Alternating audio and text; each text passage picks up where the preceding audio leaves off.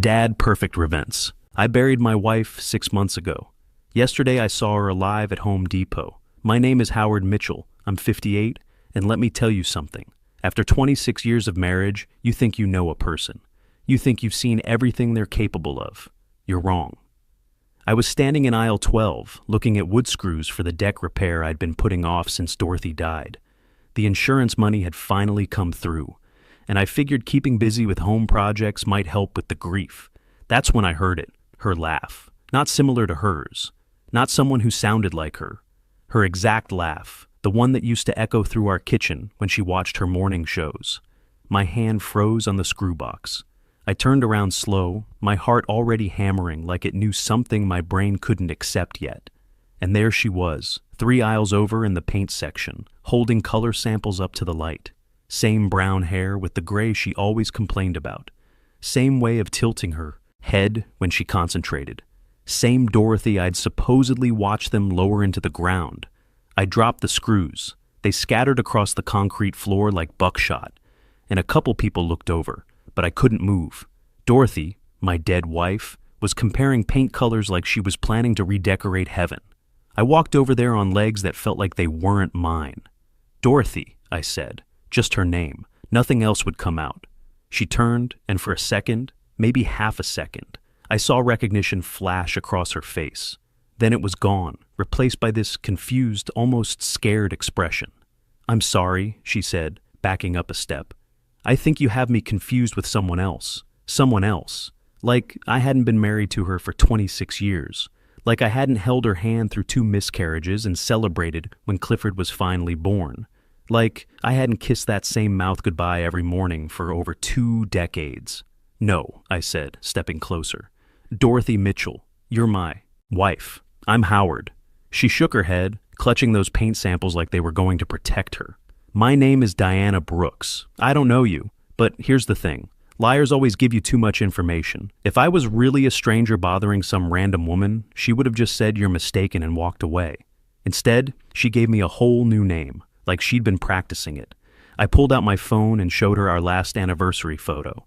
Us at Romano's Italian, her wearing that blue dress she said made her feel pretty. "Look at this," I said. "Tell me that's not you." She glanced at the screen, and I saw it again. That flash of recognition before she shut it down. "That woman looks a bit like me, but it's not. I'm sorry you lost your wife, but I'm not her." Then she walked away, just turned around and headed for the checkout, like this conversation never happened. I should have followed her right then. Should have made a scene. But I was 58 years old, standing in Home Depot, wondering if I was losing my mind, so I let her go. I bought my screws and drove home to the empty house that was supposed to be my sanctuary. That night, I sat at the kitchen table with a beer and thought about everything. The closed casket funeral, because the accident was too severe. How Clifford insisted I shouldn't see the body, the way the life insurance company processed the claim so quickly. Details I'd been too grief-stricken to question at the time. You know what's funny about being an engineer? You're trained to look for patterns, to spot when something doesn't add up. But when you're drowning in grief, that logical part of your brain shuts down. You accept what people tell you because questioning it would mean admitting that maybe, just maybe, the people closest to you are lying to your face. The next morning, I called in sick to work for the first time in 3 years. I drove back to Home Depot and waited. Call it engineer's logic. People are creatures of habit. If Dorothy was local, she'd likely shop the same places, same times. I parked where I could see the entrance and waited. 3 hours. That's how long it took before she showed up again, this time with a shopping cart and a purpose. She walked right past my truck without looking, focused on whatever project she had planned for the day. This time, I didn't approach her. I followed. She drove a white Honda Civic I'd never seen before, license plate I memorized without thinking about it. Old habits from my engineering days. You document everything, you verify twice, you trust, but confirm. We went about 15 minutes from Home Depot to a neighborhood I'd driven through but never really noticed. Small ranch homes, the kind young families buy as starter homes or retirees downsize into. She pulled into the driveway of a pale yellow house with a neat front yard and flower boxes that looked like someone actually cared about them. Not fancy but maintained. The kind of place Dorothy always Said she wanted when we were first married, before I started making enough money for the bigger house we ended up in. And that's when my world completely fell apart.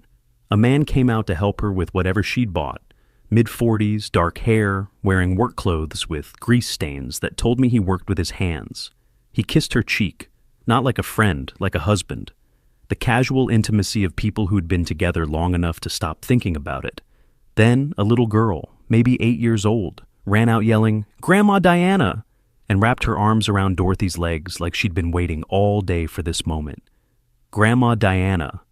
My supposedly dead wife was playing grandma to some other man's grandchild. I sat in my truck for 2 hours watching them, watching Dorothy, or Diana, or whoever she was calling herself now, hang her coat in a front hall that wasn't ours, watching her move around through the windows of a kitchen that wasn't the one I'd remodeled for her 3 years ago, watching her live a life that didn't include me, had never included me, like I was some stranger she'd met once at a bus stop. The man, I found out later his name was Ray Garrison, owned a small auto repair shop about 10 minutes away, had a granddaughter from his daughter's previous marriage, and the little girl spent weekends with them, with Dorothy playing house in a life I'd never known existed. When I finally drove home, one question kept hammering in my head like a nail gun, on repeat. If Dorothy was alive, who the hell did I bury? That night, I did something I hadn't done in months. I went through Dorothy's things, not the clothes I'd donated or the jewelry I'd put in the safety deposit box for someday giving to Clifford's future wife. I went through her desk, her filing cabinet, the box of papers she'd kept in the bedroom closet that she said was just old bills and tax stuff. Turns out, it wasn't just old bills. There were bank statements for accounts I'd never seen before, credit card applications in her maiden name, a post office box rental receipt dated 3 years ago, insurance forms, medical records, even what looked like a birth certificate, all for Diana Brooks. Diana Brooks. The woman she'd become to escape being Dorothy Mitchell. I spread everything out on the dining room table, like evidence in a case I was trying to solve, because that's what this was, a case. My wife hadn't just died and come back to life. She'd planned to disappear, created a new identity, and executed it so perfectly that even I, the man who'd shared a bed with her for 26 years, had bought the lie completely. The next morning, I called Clifford, my son, my only child, the boy I'd taught to ride a bike and helped through college and trusted to help me navigate the worst loss of my life. He answered on the first ring, which should have been my first clue. Something was off. Clifford never answered on the first ring. "Dad, hey, what's up? Son, I need to ask you something, and I need you to tell me the truth. Did you actually see your mother's body after the accident?" Long pause. Too long. In engineering, we call this a red flag indicator. When someone takes too long to answer a simple yes or no question, they're calculating their response instead of just giving it. "Dad, we talked about this. The accident was bad. The funeral director said it was better to remember her the way she was." "That's not what I asked. Did you see her body? Yes or no?" Another pause. "No." "But Dad, why are you asking this? Are you okay? Have you been taking your blood pressure medication?" See, that's deflection. Instead of answering my question, he was trying to make me question myself. Classic manipulation technique. I'd seen project managers do it in meetings when they didn't want to admit they'd missed a deadline. I told him everything. The Home Depot encounter, following her home, the man and the little girl calling her Grandma Diana, the papers I'd found, the fake identity, the secret bank accounts. I laid it all out like an engineer presenting data to a review board. I expected shock, disbelief, maybe concern for my mental health. Instead, I got silence.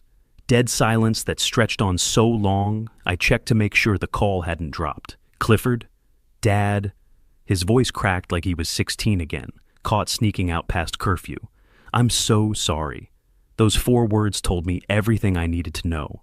My 32-year-old son, the boy I'd taught to throw a curveball and helped with his first job application, had been lying to my face for 6 months while I grieved a woman who was out there playing grandmother to someone else's family. "How long have you known?" I asked. "About 3 years. I found out by accident when I was helping with the business paperwork for the marine supply company. You remember when you had that hernia surgery and couldn't lift anything for 6 weeks? I was going through the files, trying to organize everything for tax season, and I found duplicate utility bills, insurance payments going to 2 different addresses, phone bills for numbers I'd never seen before. I remembered that surgery. I remembered being grateful that Clifford was willing to help with the paperwork so I could focus on recovering. I remembered thinking what a good son I had, how responsible he'd become. When I confronted her about it, she broke down crying, he continued, said she'd made mistakes, got in too deep with this other guy, but she was trying to figure out how to get out of it without destroying the family. She begged me not to tell you, said it would kill you, said it would destroy everything you'd worked for, everything I'd worked for, like the 26 years I'd spent working overtime to give them both a good life was some kind of business investment instead of love. The plan was hers, he continued, and I could hear him crying now. She said she wanted out of the marriage, but didn't want to lose half the assets in a divorce. She said you'd fight her for everything, that you'd use your connections in the construction industry to make sure she got nothing. She was scared, Dad. She said it would be easier for everyone if you just thought she was dead. Easier. For everyone except me, apparently. There was this homeless man, Clifford went on. Terminal cancer, no family except a niece in California who hadn't talked to him in 10 years. Mom found him through some volunteer work she was doing at the shelter. She offered him money, a lot of money, to let her use his identity when he died. And she offered the niece money too, to keep quiet about the timing. I felt sick. And you went along with this? I didn't know about that part until after. I swear, Dad. I thought she was just having an affair, that maybe she'd come to her senses and end it. But then she came to me with this plan. She said once the life insurance paid out, everything would pass through me, and I could take care of you. Make sure you had enough to retire. To her. To start her new life. With Ray to her. To start her new life with Ray. She said it wasn't really stealing, because she'd contributed to paying the premiums all those years. She said she deserved something after 26 years of marriage. She deserved something. After 26 years of me working 50-hour weeks so she could stay home and pursue her hobbies. After 26 years of me handling the finances so she wouldn't have to worry about money. After 26 years of me thinking I was building something with someone who was planning my funeral while I slept beside her. I kept some of it, he continued, about $30,000, to maintain appearances, to make sure you were okay financially until you figured things out. I hung up. I sat in that empty house for the rest of the day, looking at the life insurance papers, the bank statements, the fake identity documents spread across my dining room table. Dorothy had been planning this for years, not months, years. While I was working overtime to pay off the mortgage early so we could retire comfortably, she was creating Diana Brooks. While I was putting extra money into Clifford's college fund and then helping him with his first apartment deposit, she was opening secret bank accounts. The next morning, I did what I should have done from the beginning. I Googled private investigator fraud and found Vernon Cole, former police detective, 25 years on the force, specialized in financial fraud and missing persons cases. His office was in a strip mall between a tax preparation service and a sandwich shop, which somehow made him seem more trustworthy than if he'd been in some fancy downtown building. I walked in with a folder full of everything I'd found. Vernon was probably 60, gray hair, sharp eyes behind reading glasses, the kind of guy who'd seen every kind of human stupidity and wasn't surprised by any of it anymore. My wife faked her death, I told him, sitting down across from his desk. My son helped her do it. They stole $150,000 in life insurance money, and she's living under a false identity with another man. He didn't even blink. Just opened the folder and started going through the papers I'd brought. If what you're telling me is true, Vernon said after 20 minutes of reading, this goes way beyond adultery. This is insurance fraud, identity theft, conspiracy to commit fraud. We're talking about multiple felonies here. It'll take some time to build a solid case, but if the evidence holds up, your wife and son are looking at serious prison time. I wrote him a check for $5,000. I want proof, not suspicions, not theories. Proof that will hold up in court. What's your goal here? He asked. You want them arrested? You want the money back? You want to expose them publicly? Because how we proceed depends on what kind of outcome you're looking for. I thought about that question for a long time. What did I want? I wanted my wife back, but that woman had never really existed. I wanted my son to be the man I thought I'd raised, but that was apparently a fantasy too. I wanted the last 6 months of my life back. All those nights I'd lain awake wondering what I could have done differently. All those mornings I'd woken up to emptiness thinking it was grief, when it was actually relief that I didn't have to pretend anymore. I want justice, I said finally. I want them to face consequences for what they did, and I want every penny of that money back. Vernon nodded. Then we build a case that'll stand up in court. This is going to take time, and it's going to get ugly. Your wife's going to hire a lawyer who'll claim she was escaping an abusive marriage. Your son's going to say he was trying to protect his mother from a controlling father. They're going to paint you as the villain in this story. Let them, I said. I've got 26 years of neighbors who never saw me raise my voice to her. I've got coworkers who never saw me miss work because of mysterious injuries. I've got bank records showing I put her name on every account, every investment, every asset we built together. If she was so scared of me, why didn't she just leave? Why go through all this elaborate fraud? Vernon smiled for the first time since I'd walked into his office. Now you're thinking like a prosecutor. Give me 2 weeks. While Vernon worked, I did my own investigation. I went back to that yellow house with Ray Garrison 4 more times over the next 10 days. I learned Dorothy's new routine, took photos with a telephoto lens I borrowed from my buddy at work who did wildlife photography on weekends. I documented her living this whole other life, grocery shopping, taking the little girl to school, cooking dinner in a kitchen that looked nothing like the one she'd complained about for the last 5 years of our marriage. I found out Ray owned Garrison's Auto Repair, a small shop that specialized in older cars and trucks. Good reputation in the community, divorced about 8 years ago. Granddaughter named Emma, who spent every other weekend with him. A decent guy, probably, who had no idea he was harboring a fugitive. Dorothy had inserted herself into their lives so smoothly, it was like she'd always been there. Playing grandmother, playing house, playing the role of a woman who'd found love later in life, instead of a woman who'd faked her death to avoid the inconvenience of divorce. Vernon called me exactly 2 weeks later. I've got enough for a full report. You need to see this in person. The folder he handed me was 3 times thicker than what I'd brought him. Bank records showing Dorothy had been siphoning money into secret accounts for over 2 years before her death. Property records for the Yellow House, purchased under the Diana Brooks identity 8 months ago, with cash. Utility bills, credit card applications, even a voter registration, all under the fake name. And then the smoking gun, phone records showing regular calls between Dorothy's secret phone and Clifford, continuing right up through the previous week. Even after confessing to me, my son was still in contact with her, still part of the conspiracy. Your wife didn't just fake her death, Vernon said. She's been planning this new life for years. The homeless man who died in her place, his name was William Davis, and he died of cancer in County General Hospital on March 15th, 6 months and 3 days ago. The niece in California was paid $25,000 to keep quiet about the timing of his death and to authorize cremation under your wife's name. And my son knew all this? The phone records suggest he's been helping her maintain her new identity even after the funeral. He's not just an accomplice, Mr. Mitchell. He's been actively participating in defrauding you for months. I closed the folder slowly. What are my legal options? Criminal charges for sure. Insurance fraud, identity, theft, conspiracy to commit fraud. Federal charges too, because she used falsified documents to cross state lines for banking purposes.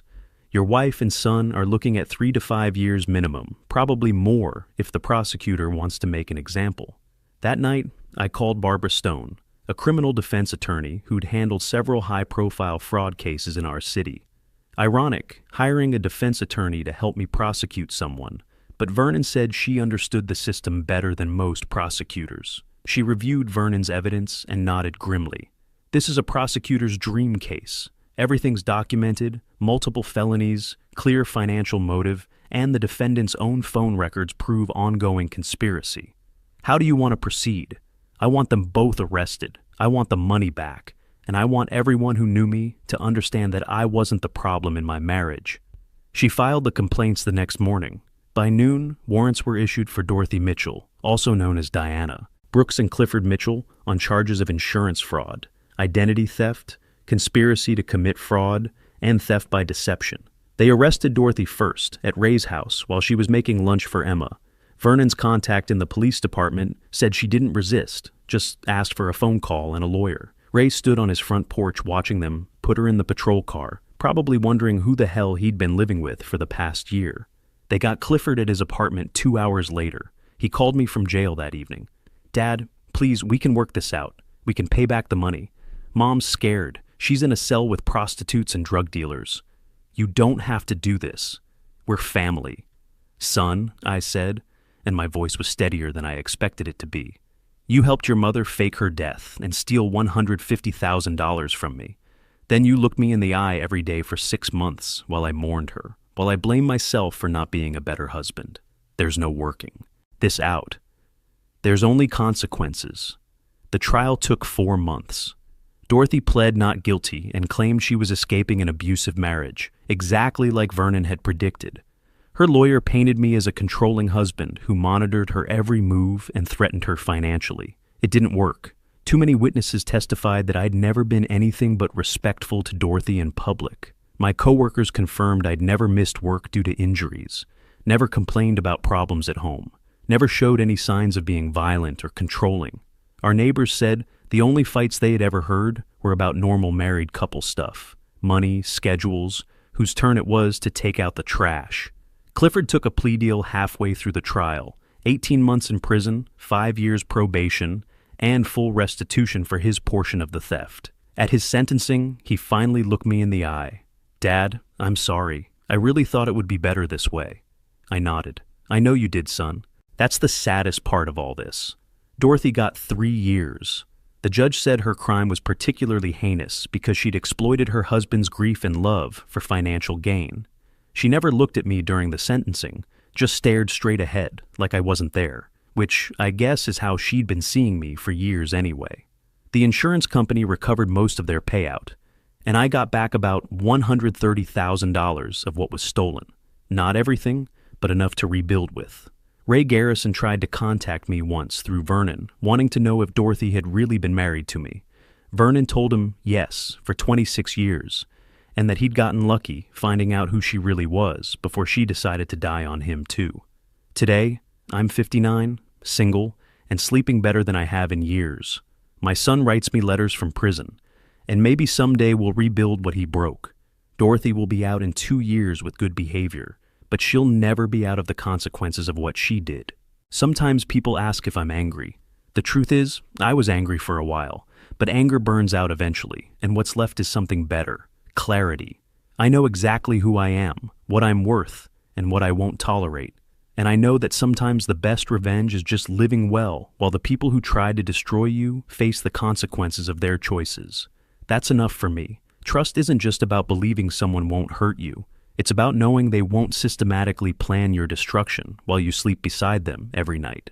The people who truly respect you will tell you hard truths to your face, not comfortable lies that serve their agenda.